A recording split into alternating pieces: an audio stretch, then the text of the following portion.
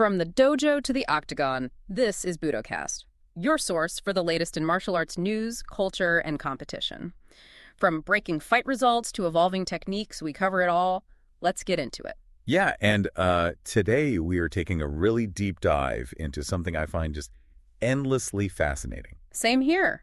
We're essentially tracking the entire life cycle of a martial artist. Right, because we have this amazing stack of sources today that maps out literally every stage of a fighter's evolution. From the very beginning, like you, the listener, you're going to hear what it takes to actually break through on a modern mega stage. Exactly, the raw, hungry, ascending prospect. And then we shift gears completely to talk about what happens when the arena lights turn off. Yeah, the retirement phase, which is notoriously tough. It is. We're looking at a former top-tier UFC heavyweight who basically had to figure out what to do with a nervous system that's completely wired for combat. And he ended up pivoting to equestrian sports, team roping specifically, which is just a wild transition. It really is. Yeah. But then we zoom out even further. We're going to explore how martial arts mastery translates into, global pop culture. Right. Cinematic legacy. Yeah, celebrating an absolute icon who literally bled for his art. And then finally, we're heading over to Hanoi, Vietnam, to ask a really tough question about heritage. Right, like how do the ancient roots of these disciplines actually survive in our current era? The era of billion-dollar promotions and Netflix mega fights. Exactly. So it's this journey from glory to mastery to heritage. And, well, to understand that first phase, the ascent, we have to look at this 25-year-old boxer out of Houston, Texas. Breyon Gorham. Yes, Breyon Gorham. And for you listening right now, I just want to make sure you grasp the gravity of his record. He is currently 21-0. Which is huge. 21 wins, 0 losses, and 16 of those are by knockout. Yeah, in the brutal math of professional boxing, that is an incredibly loud statement to make. It really is. But his record is only sort of the surface layer here, right? Oh, absolutely. Right. What's far more critical for his long-term trajectory is his actual pedigree. Gorham is a fourth-generation boxer. Fourth generation? Wait, so like his great-grandfather? Well, his grandfather boxed. He had 2 uncles who boxed. He essentially grew up inside the ropes. Okay, but what does that mean practically? Because, plenty of people have athletic parents, but they don't inherit the actual, skill. Right, but in combat sports, being multi-generational means you inherit this sort of, environmental comfort before you even consciously decide you want to train. Okay. That makes sense. Think about it. A first-generation fighter walks into a gym at age 12, and the smell of the canvas, the rhythm of the speed band... It's all completely alien to them. Exactly. They have to adapt to it. But for a fourth-generation guy like Gorham, that environment is basically his living room. Wow. Yeah, he actually says in the source material that it's just part of his family bloodline, and he just sort of fell into line with it. Right. And that creates a baseline level of nervous system regulation that you really cannot teach. When punches are flying at his head, his brain doesn't panic. Because he's been watching those exact physics since he was a toddler. Precisely. And that regulated nervous system is about to be tested on a scale that is, frankly, almost difficult to comprehend. Yeah, because he had offers from multiple promoters, but his team chose to sign with Zuffa Boxing. Right. And he explicitly says he chose them because he believes they are, quote, the future of boxing. Which is a bold claim. It's heavy, yeah. But it's an incredibly strategic alignment when you think about it. Zuffa brings that massive promotional machinery that revolutionized MMA. They know how to build a narrative. Exactly. Yeah. But the immediate reality for Gorham right now is his very first assignment under this new banner. Right. And they're not easing him in with some quiet regional fight in a smoky casino ballroom. No, not at all. He is on the undercard of the massive Tyson Fury versus Arslanbek Makhmudov event. In London. Yeah, April 11th at the Tottenham Hotspur Stadium. And we really need to dissect the environment of a Premier League soccer stadium for a second. By the time the main event walks out, you're looking at a potential capacity of 75,000 people. Stepping into a venue like that, it's the closest thing we have in the modern world to a Roman Colosseum. It really is. I'd assume that the energy of 75,000 screaming fans acts like, wind in your sails, like it lifts you up and makes you punch harder. Actually, it's much more dangerous than that. The energy doesn't just lift you, it can completely crush you. Really? How so? Well, the acoustics of a 75,000-seat open-air stadium are fundamentally different from your standard 15,000-seat indoor arena. Right, the sound has nowhere to bounce off of in the same way. Exactly. In a standard arena, the noise is loud, but it's contained.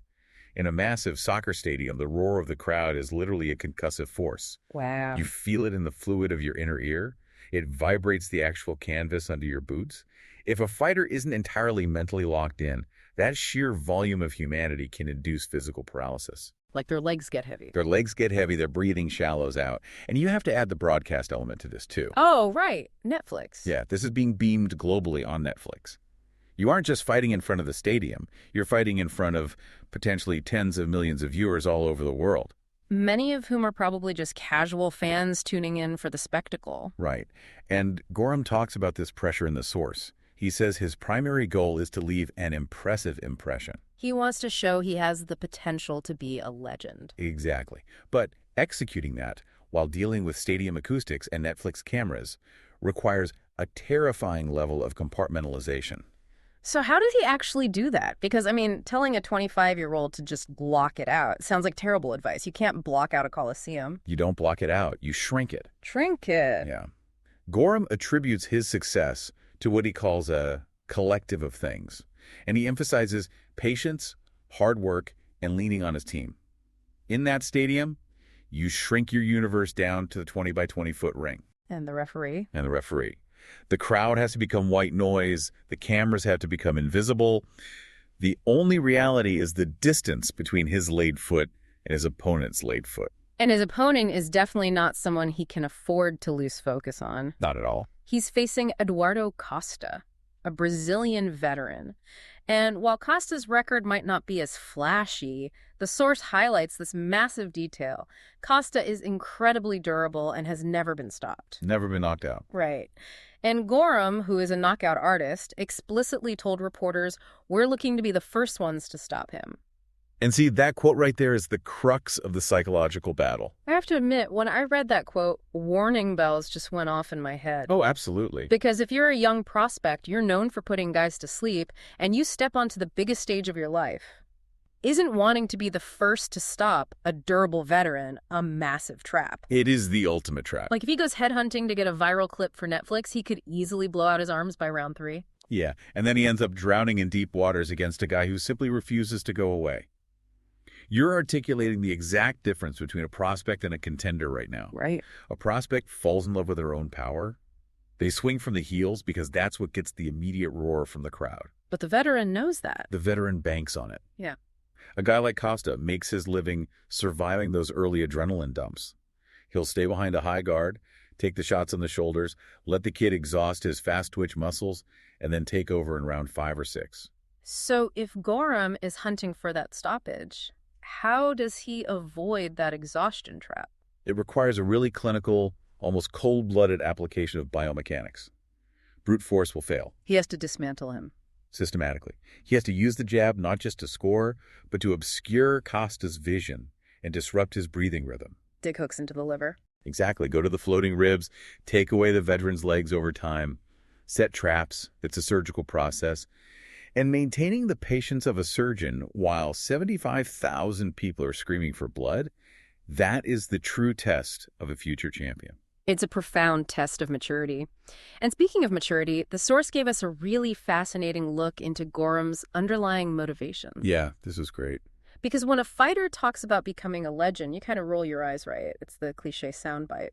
But when they pressed him on his personal goals, he was shockingly grounded. His answer completely stripped away the promotional veneer. He basically said his ultimate goal is just to be comfortable in life. He wants financial security, he wants to take care of his family's health, and this was the detail that really anchored it for me. He has a baby on the way. He just wants to be the best dad he can be. Let's analyze the psychology of that for a second, especially within the context of a fistfight. Having a core motivation anchored entirely outside of your own ego is a massive tactical advantage. Really, more than just wanting to be the baddest man on the planet. Oh, definitely. When a fighter is driven purely by fame or legacy, the internal pressure can cause them to completely break when adversity hits. Because their entire identity is on the line. Right.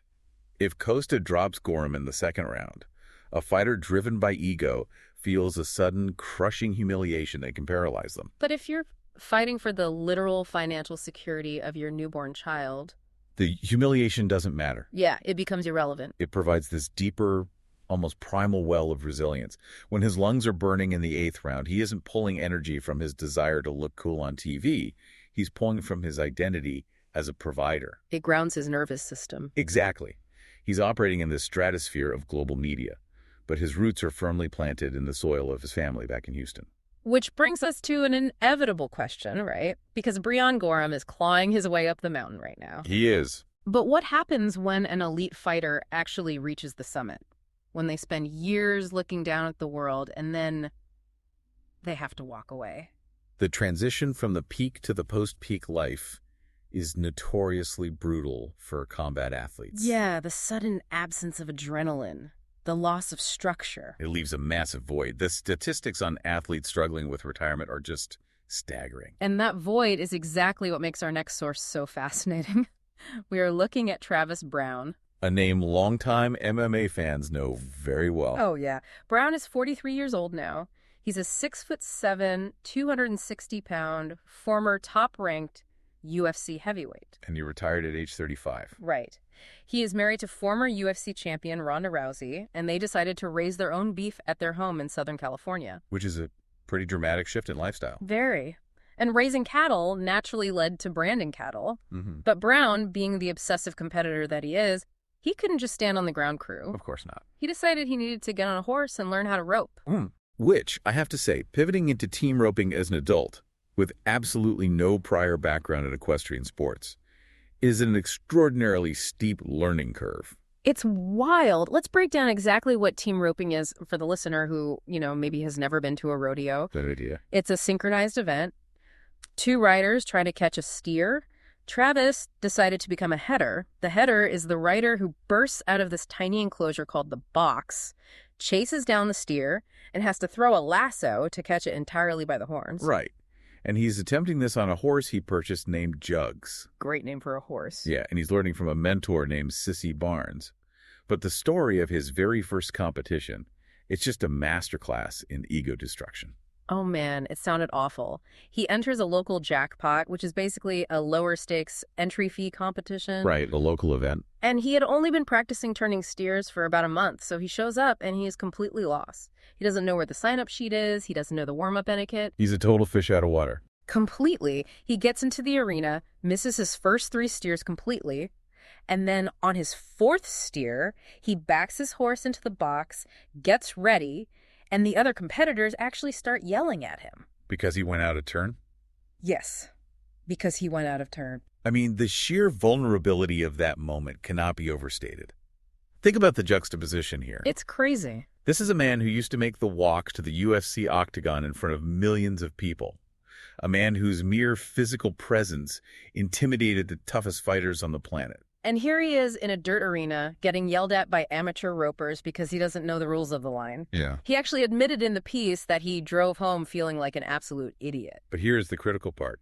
He didn't quit. No, he didn't. He went straight back to the practice pen. A month later, he entered another jackpot. He caught his steers, and he ended up winning 6th place. And his prize money for 6th place. $400. That $400 detail reveals the true internal engine of an elite athlete, I think. I mean, imagine spending a decade where winning meant cashing a 6-figure check, right? Securing pay-per-view points, solidifying your status as this global gladiator. And then a few years later, you are celebrating a $400 local rodeo payout with the exact same intensity. It poses such a great question. What actually drives these athletes when the global fame and the massive paychecks evaporate? Well, it proves that the money and the fame were always secondary byproduct. You think so? Yeah. The primary obsession of an elite martial artist is the pursuit of mastery. It's about deciphering complex physical puzzles. Mm-hmm. I mean, remember, Browne didn't start training in MMA until his mid-20s. Which is incredibly late for a professional fighter. Exactly. Yet he rose to the top of the heavyweight division. And the mechanism behind that rapid ascent is exactly what his roping mentor identified. Charlie Crawford, right? Right. Crawford is a 10-time national finals rodeo hitter. And he noticed immediately that Browne is highly coachable. Yeah, Crawford specifically praised Browne's hand-eye coordination, but emphasized that his willingness to be coached is his greatest asset. He approaches learning without the arrogance you might expect from a former UFC star. Right. He checks his ego at the gate. He applies the same systematic, obsessive methodology to learning how to swing a rope that he applied to learning how to check a leg kick. Though you could argue the puzzle of team roping is much more chaotic than a one-on-one cage fight. Oh, undoubtedly. The source material introduces this concept to explain that chaos, and it honestly blew my mind. They call it the concept of 5 heartbeats. Yeah, let's unpack the biomechanics of those 5 heartbeats. Okay. In the UFC Octagon, Browne had to manage 2 nervous systems, his own and his opponent's. Right. He was in complete control of his own body. If he needed to pivot, he fired the muscles in his legs. But in team roping, you were dealing with 2 human riders, 2 horses, and 1 steer. That is 5 independent, breathing, reacting organisms. That all have to synchronize perfectly within a window of about 6 seconds. Browne actually states that the hardest part isn't learning how to swing the lasso, it's the horsemanship.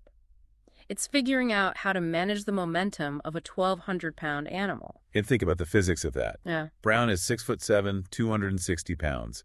He talked about how early in his training he was subconsciously using the reins to keep his own balance in the saddle. Which is a disaster. Total disaster. Because if a 260-pound man pulls on a horse's mouth just to balance himself, the horse feels that massive pressure. It irritates the animal. Mm-hmm. The horse gets anxious, blows up in the starting box, and the run is over before the gate even opens. It is like a heavyweight fighter trying to use brute force to solve a chess puzzle. That's a great way to put it. But I want to take that analogy even further.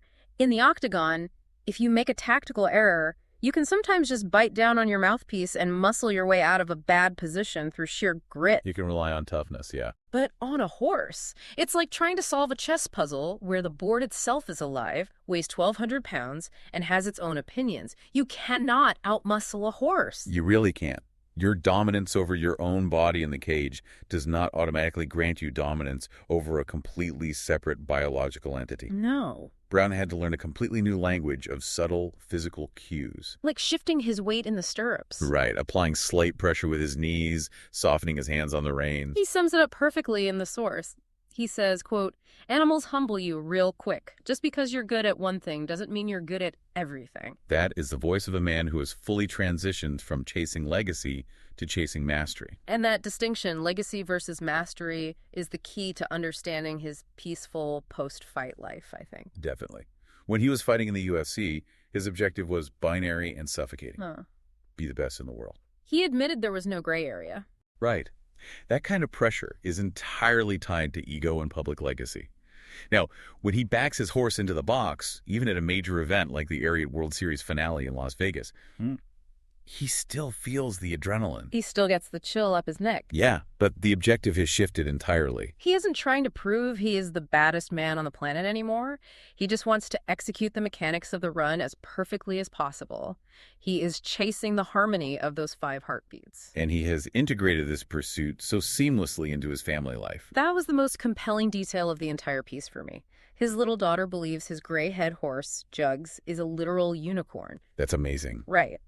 While Travis is out feeding the cattle in the early morning, she just sits on the horse's back, hugging it. Which is such a stark contrast to his fighting days. Completely. When Browne was fighting, the preparation was this dark, solitary burden. You have to isolate yourself mentally to prepare to inflict bodily harm on another human being. But now his competitive outlet is woven right into the daily fabric of his family ranch. They are physically present for it. It is a stunning evolution of the martial spirit. It really proves that the discipline, the resilience, and the coachability forged in the martial arts, they can be poured into any pursuit, provided the practitioner is willing to be a beginner again. Before we dive deeper, shout out to our sponsors. First up, Elite Sports, leaders in premium fight wear for BJJ and MMA. Whether you're rolling or striking, they've got gear built to move with you. Check them out at elitesports.com. And if you're a school owner looking to optimize your dojo's performance, you need to check out Lotus by Open Black Belt. It's the ultimate management software for tracking ranks, attendance, and billing. They are currently offering a free trial to our listeners. Streamline your business so you can spend more time on the mats. Visit openblackbelt.com to start your trial today. You can find links for both in the show notes. And if you've got a story, news tip, or question, send it to us at budocast.com. So we have examined the fighter chasing the peak and the fighter who has found peace after the peak. But there's a third path we need to talk about. Yes, there is. Some martial artists take their physical mastery and use it to permanently alter global entertainment. We are turning to a source that celebrates the 72nd birthday of absolute cinema royalty, Jackie Chan. A living legend. The source provides this extensive breakdown of his 6-decade, 200-plus film career, isolating the masterpieces that defined his legacy. And reading through this list, it becomes incredibly clear that Jackie Chan didn't just star in action movies. No, he invented an entirely new dialect of physical storytelling. To understand the magnitude of his impact, we have to look at the landscape of martial arts cinema before he really took over. Right, in the 1970s, the genre was completely defined by the long shadow of Bruce Lee and actors like Jimmy Wang Yu. The protagonist was almost always this stoic, hyper-serious, invincible warrior. They were cinematic demigods. But Jackie Chan, who was trained in the grueling environment of the Peking Opera School, he recognized a fundamental truth pretty early on. That he could not out Bruce Lee. Exactly. You can't beat the original at his own game. So he pivoted entirely. He went in the exact opposite direction. And that brings us to the first major turning point on the sources list. The 1978 film Snake in the Eagle's Shadow. He teamed up with the legendary choreographer Yuen Wu-ping for that one. Right. And instead of playing a brooding master, Chan played a heavily imposed, constantly terrified, goofy janitor who learns kung fu from an eccentric beggar. And that was the birth of the martial arts action comedy. By injecting Buster Keaton-style slapstick into these rigorous, painful training montages, Chan made the martial artist fiercely relatable. He wasn't a demigod anymore. He was the underdog who was visibly struggling. And he took that underdog persona and proceeded to subject his actual physical body to unimaginable levels of punishment to sell the realism. Oh, the punishment was insane. Let's look at the Hong Kong masterpieces. Police Story from 1985. The climax of that film takes place in a multi-story shopping mall. And the source describes this iconic stunt. Chan jumps off a balcony, grabs a metal pole covered in decorative light bulbs, and slides down it, crashing through a pane of glass at the bottom. Let's really break down the mechanics of that stunt, because modern audiences often don't grasp what they're actually watching. Yeah, tell them. There are no safety wires. The glass bulbs he is sliding through are plugged into a live electrical main. Live electricity. Yes. As he slides down, the friction strips the skin off his palms, and the breaking bulbs cause second-degree burns. Wow. And he dislocated his pelvis upon landing. And the camera captures all of it in a wide, uninterrupted shot. It is breathtaking. Yeah. And it highlights how his formula evolved. He wasn't just fighting bad guys. He was fighting the architecture. I was trying to conceptualize his choreography, and the best way to describe a Jackie Chan fight scene is that it's like a violent ballet inside a prop closet. A violent ballet in a prop closet. That's good. Right. Every single object in the room is simultaneously a weapon, a shield, and a punchline. The prop closet analogy is accurate, but we have to look at how he uses those props. Unlike Bruce Lee, who required an open dojo floor to showcase his blazing speed, Chan actually sought out cluttered, claustrophobic spaces. He wanted the obstacles. He wanted the ladder, the refrigerator, the steering wheel, the priceless Ming vase. He used the environment to force improvisation, which inherently makes the fight look more desperate and chaotic. And we see that environmental mastery hit its absolute zenith in Drunken Master Tuzin from 1994. Oh, what a movie. The premise alone, a fighting style where the practitioner consumes industrial alcohol to increase their pain tolerance and unpredictability, is brilliant. But the source cites the final battle inside a fiery steel mill as arguably the greatest fight scene ever committed to celluloid. The biomechanics of that 7-minute sequence are staggering. He is fighting Ken Lo, an actual martial arts champion, and the speed, precision, and physical endurance required to maintain that choreography. While navigating a set filled with actual burning coals. It's unmatched. And it wasn't just hand-to-hand combat either. He became obsessed with these architectural leaps of faith. Yes, the stunts. In Project A from 1983, he directs alongside his Peking Opera School brothers, Sammo Hung and Yuan Biao, and he stages this direct homage to the silent film star Harold Lloyd. Chan hangs from the hands of a massive clock tower, roughly 60 feet in the air, and simply lets go. He freefalls through 2 flimsy fabric awnings and crashes back first into the dirt. It hurts just thinking about it. And because he is an absolute perfectionist, he shot the fall multiple times. It proved to audiences globally that his pursuit of visual perfection was utterly fearless, but that fearlessness had a massive, terrifying cost. Which brings us to Armor of God in 1986. This is the film that fundamentally altered his career trajectory. It's an Indiana Jones-style globe-trotting adventure. And the stunt that nearly ended his life, it wasn't a 60-foot fall or some massive explosion. It was a relatively simple sequence in Yugoslavia where he had to leap from a wall into the branches of a tree. And the branch snapped. The branch snapped. He fell, hit his head on a rock, and suffered a severe skull fracture that drove bone fragments into his brain. He required emergency brain surgery. Yet the source notes that as soon as he was medically cleared, he returned to the set with a metal plate in his head to finish the picture. We really have to ask why audiences connect so deeply with this specific brand of suffering. Right. Why do we love watching him get hurt? Because he made his vulnerability visible. Unlike the invincible action stars of American cinema in the 1980s, the Terminators and the Rambos, who never flinched when Shot Chan made it a point to show the audience his pain. He practically invented the end credit blooper reel. He did. You watch a masterful piece of choreography, the story ends, the credits roll, and suddenly you're watching raw footage of him breaking his ankle, getting rushed to a hospital, or taking a full-speed kick to the face and spitting out blood. Why do we care about the bloopers? Why did that become his signature? Because it establishes a profound psychological contract of trust with the audience. In an era where special effects were beginning to trick the eye, the blooper reel was Chan's proof of authenticity. Like a receipt. Exactly. He was telling the audience, I'm not tricking you. I am actually bleeding for your entertainment. And that authenticity is the key that finally unlocked the American market for him. Rumble in the Bronx in 1995 was his true Hollywood breakthrough. A classic. The defining moment of that film is when he leaps unaided from the roof of a parking garage across an alleyway onto a narrow adjacent balcony.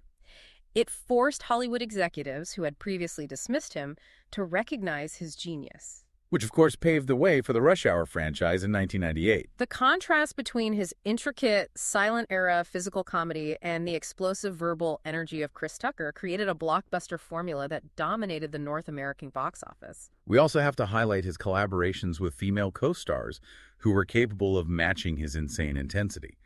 The source explicitly mentions Super Cop from 1992, co-starring Michelle Yeoh. The climax of that movie features Chan dangling from a flying helicopter over Kuala Lumpur, while Yeoh literally jumps a speeding motorcycle onto the roof of a moving train. They pushed each other to the absolute limit. We also look at the pure martial arts showcases, like Wheels on Meals in 1984, shot in Barcelona. The final showdown against real-life kickboxing champion Benny the Jet Urquidez. It's widely taught in film schools as a masterclass in rhythm, pacing, and camera placement. Or Who Am I in 1998, returning to that terrifying slide down the Willemswerf building in Rotterdam. Looking back at this staggering body of work, I have a genuine, perhaps slightly cynical question about the future of this art form. Oh, what's that? Given the total dominance of modern CGI, sophisticated green screens, and incredibly strict studio safety protocols, will we ever see another generational talent like Jackie Chan? Is his specific brand of completely practical, bone-breaking martial arts cinema officially a relic of the past? From a purely economic standpoint, yes. The insurance realities of modern filmmaking make it impossible for a major studio to allow their lead actor to risk a skull fracture for a single shot. Right. A production cannot afford to shut down for 6 months while the star recovers from brain surgery. However, while we may never see a star physically risk their life to that degree again, the philosophy he introduced is permanent. How do you mean? The way modern directors use wide angles to show the choreography rather than hiding it with shaky cameras. The integration of environment into the combat, the willingness to let the hero look tired and hurt. All of that DNA was engineered by Jackie Chan. He laid the architectural blueprint, even if the tools used to construct the house have completely changed. Exactly. He took Eastern martial arts traditions, mutated them through the lens of physical comedy, and exported them to the globe. Which actually sets up our final source beautifully. It does. Because if Chan exported the arts, our final source looks at how the birthplace of those arts ensures their ancient roots aren't swallowed by modern spectacle.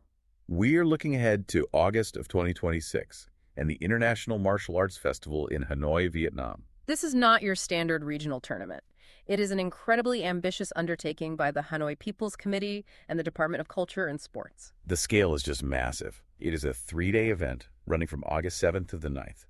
They are preparing to host between 1,500 and 2,000 participants. We are talking about masters, athletes, coaches, and performers from both domestic and international delegations. And the venues are stunning. The primary location is the Thang Long Imperial Citadel, along with the Tran Nan Tong pedestrian street. The choice to host the festival at the Thang Long Imperial Citadel is culturally profound. Why is that? Well, they're not holding this in a sterile, modern, air-conditioned gymnasium. The Citadel is a UNESCO World Heritage Site. It represents over 1,000 years of continuous Vietnamese history and political power. So by placing the martial arts mats inside those grounds? They are explicitly tying the physical disciplines to the deep historical and cultural bedrock of the nation.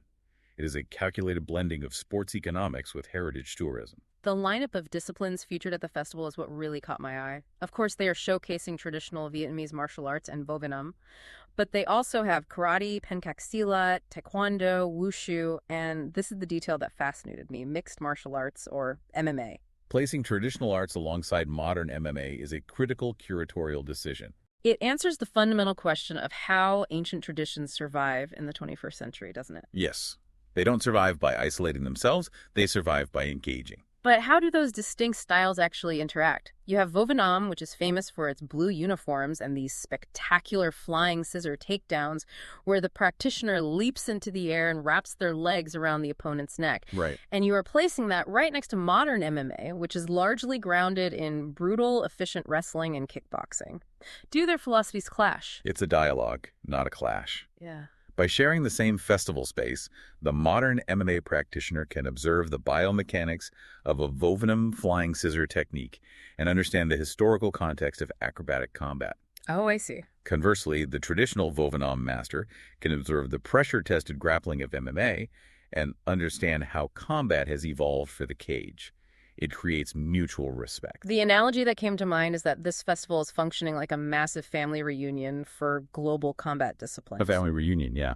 You have the ancient ancestors, the traditional styles passed down for centuries, sitting at the head of the table. And then you have the flashy modern descendants, like the Zuffa Boxing prospect we talked about earlier, or modern MMA fighters coming back home to pay their respects and acknowledge where their combative DNA originated. That framing really highlights the importance of the side events mentioned in the source. The festival is not just about physical sparring. Right. They are hosting historical seminars. Digital exhibitions with interactive experiences and crucial discussions on investment strategies for both traditional and modern martial arts development. Now, why are investment seminars given equal billing to the actual martial arts masters? Because cultural heritage cannot survive on goodwill and tradition alone. We talked earlier about Breyon Gorham fighting on a global Netflix broadcast in front of 75,000 people. A multi-billion-dollar sports entertainment complex. Exactly. If ancient arts, like pencak silat or traditional Vietnamese kung fu, are going to remain relevant, if they want to attract the next generation of teenagers who are currently watching the UFC, they have to understand modern sports economics. They have to learn how to market themselves. Precisely. They need to know how to utilize digital platforms, how to secure corporate sponsorships, and how to structure training camps that appeal to international tourists, all without compromising the core philosophy of the art. It is the delicate balance of commerce and culture. And the festival is actively integrating the broader culture of Hanoi to support this. They are offering delegations, tours to historical sites, traditional craft villages, and the Old Quarter, plus community folk games. It cements Hanoi's ambition to become a regional hub that uses sports to drive cultural diplomacy. I want to ask you, the listener, to pause and consider this dynamic in the context of your own life. Think about the hobbies, the career, or the specific discipline you dedicate your time to. How much could you benefit from taking a deep, intentional look back at the historical roots of your practice? Just as this festival in Hanoi is forcing modern, mixed martial artists to reconnect with ancient traditions, what crucial insights might you uncover by revisiting the very foundation of what you do every day? It is a vital exercise. Understanding the origin of a practice almost always clarifies the direction it needs to take in the future. We have covered an immense amount of ground today.